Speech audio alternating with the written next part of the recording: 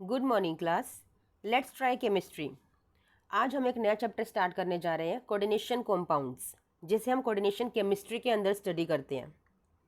Coordination compounds होते क्या है, सबसे पहले आपको ये पता होना चाहिए। जैसे कि आपको वर्ड से समझ में आ रहा होगा कि कोई तरह के कॉम्पाउंड्स हैं जिनमें कुछ कोऑर्डिनेशन हो रहा है ना। इस कोऑर्डिनेशन से मतलब क्या होता है, आपने छोटी क्लासेस में एक बॉन्ड पढ़ा होगा, कोऑर्डिनेट बॉन्ड। ठीक है, कोऑर्डिनेट बॉन्ड क्या होता है, जिसमें एक ही कोई एटम है, फॉर एन एग्जांपल। ठीक है, कोई एक ही एटम है आपका, ठीक है, उसके पास जब लोन पेयर्स होते हैं, वो दूसरे एटम को अपने ये दोनों के दोनों लोन पेयर्स डोनेट करता है। इसमें इसका कोई रोल नहीं होता, रोल इन द सेंस इसमें इलेक्ट्रॉन्स का कोई यहाँ पे ना लेना है ना देना है इसको। ठीक है, इसको सिर्फ क्या मिल रहा है, इलेक्ट्रॉन्स मिल रहे हैं।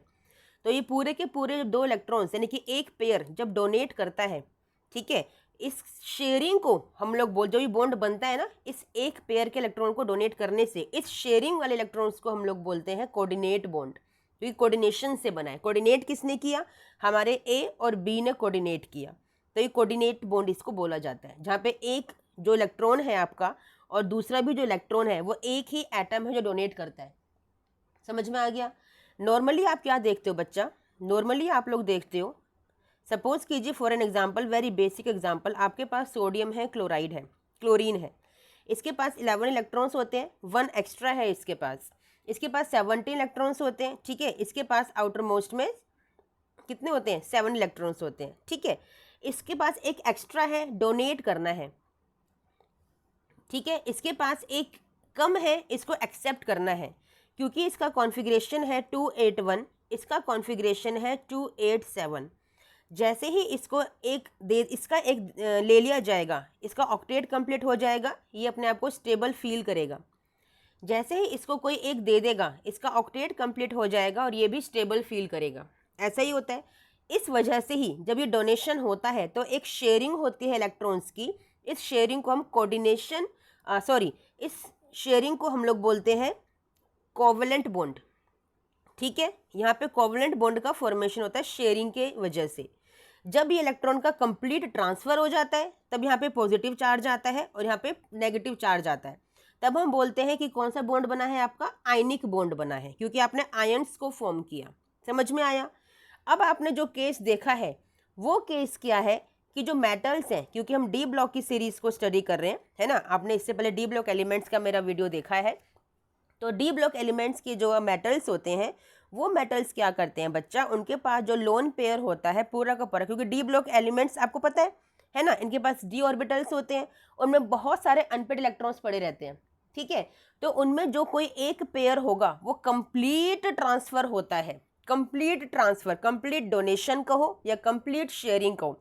दूसरे वाले मेटल का या दूसरे वाले लीगेंड का यहाँ पे कोई रोल नहीं है, वो सिर्फ इलेक्ट्रॉन लेने के लिए या शेयर करने के लिए आता है।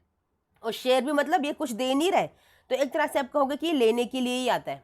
शेयरिंग तो वहाँ पे ये बात हो गई। आप शेयरिंग को तो ऐसे समझते हो ना अभी तक, कि शेयरिंग का मतलब क्या है कि इसके पास भी इलेक्ट्रॉन है, इसके पास भी इलेक्ट्रॉन है, आपस में शेयर कर लिया। बट यहाँ पे नो शेयरिंग, यहाँ पे सिर्फ क्या हो रहा है बच्चा, यहाँ पे ये अपने दोनों के दोनों कंप्लीट पेयर को डोनेट कर रहा है। तो इस तरह के बॉन्ड को हम ऐसे ही बनाते हैं एरो के साथ, इसी को बोलते हैं कोऑर्डिनेट बॉन्ड। समझ में आया बच्चा। ये जब एक और एक इलेक्ट्रॉन मिल जाते हैं तो पेयर बन जाता है। Pair as one pair of shoes, पता है ना आपको, दो जब तक आपके पास नहीं शूज होंगे आप पहनोगे कैसे, उसे बोलते हैं पेयर ऑफ शूज। ठीक है, तो एक इलेक्ट्रॉन को बोलते हैं रेडिकल, और जब दो बन जाते हैं तो उसे बोलते हैं, जब दो इलेक्ट्रॉन आपके पास होते हैं तो बोलते हैं अ पेयर ऑफ इलेक्ट्रॉन्स। समझ में आ गया। ठीक है, तो ये है coordinate bond, this is the coordinate bond. ठीक है, तो यही है कोऑर्डिनेशन कॉम्पाउंड्स की हकीकत या कहो सच्चाई, जो हम लोग यहाँ पे स्टडी करने वाले, यानी कि वो कॉम्पाउंड्स हम लोग स्टडी करेंगे जो कोऑर्डिनेट बॉन्ड का फॉर्मेशन करेंगे। ठीक है, क्योंकि यहाँ पे जो मेटल्स होते हैं उनके पास डी सबशेल के अंदर इतने सारे अनपेड इलेक्ट्रॉन्स पड़े हुए हैं, जिसकी वजह से इनको बहुत सारे लीगेंड्स को अपने तरफ अट्रैक्ट करना पड़ता है, या ये कहें कि अट्रैक्ट हो जाते हैं। ठीक है, या फिर ये कहें कि अट्रैक्ट हो जाते हैं। और अब आपने एक बात सोची, नहीं सोची क्या, हम अभी तक क्या पढ़ते आ रहे थे कि मेटल्स के पास एक्स्ट्रा इलेक्ट्रॉन्स होते हैं और वो डोनेट करते हैं, जिसकी वजह से उन पर पॉजिटिव चार्ज आता है। समझ में आया। लेकिन यहाँ आप क्या देख रहे हो कि मेटल के पास तो डी सब शेल में एक्स्ट्रा इलेक्ट्रॉन्स पड़े हुए हैं माना, लेकिन ये पेयरिंग करना चाहते हैं, उसे डोनेट करना नहीं चाहते, तो इसी वजह से कोऑर्डिनेट बॉन्ड बनाते हैं कि भैया मेरा पूरा इलेक्ट्रॉन आपको नहीं देना है मुझे, मैं तो आपसे शेयरिंग करूँगा।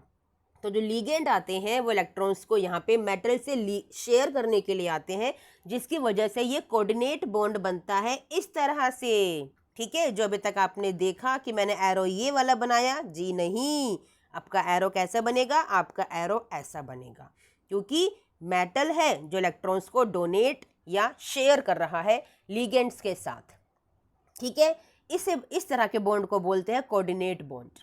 यहाँ पे पहली बार ऐसा आपने देखा, सुना और पाया कि मेटल के पास भैया क्या है, मेटल इलेक्ट्रॉन को डोनेट तो कर रहा है, साथ में एक्सेप्ट भी कर रहा है।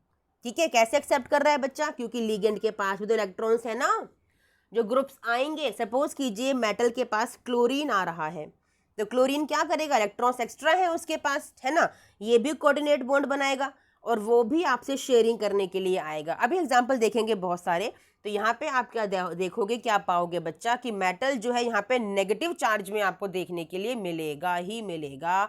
ऐसे बहुत सारे कॉम्प्लेक्सेस हमारे पास बनेंगे जहाँ पे मेटल के ऊपर नेगेटिव चार्ज आ सकता है। ठीक है, इंक्लूडिंग प्लस। ओके, समझ में आ गया, यानी कि मेटल डोनेट कर रहा है, साथ में मेटल एक्सेप्ट भी कर रहा है इलेक्ट्रॉन्स को, और वहाँ पे कोऑर्डिनेट बॉन्ड भी बन रहा है, जिसकी वजह से हम कोऑर्डिनेशन कंपाउंड्स को पढ़ रहे हैं डी ब्लॉक एलिमेंट की सीरीज के अंदर। समझ में आ गया? ठीक है, चलिए, वेरी गुड। तो ये तो थी हमारी इंट्रोडक्शन। ठीक है, किसके बारे में, कोऑर्डिनेशन कंपाउंड्स के बारे में। ठीक है, नेक्स्ट वीडियो में हम नेक्स्ट टॉपिक को स्टडी करेंगे बच्चा। ठीक है, till then thank you, bye.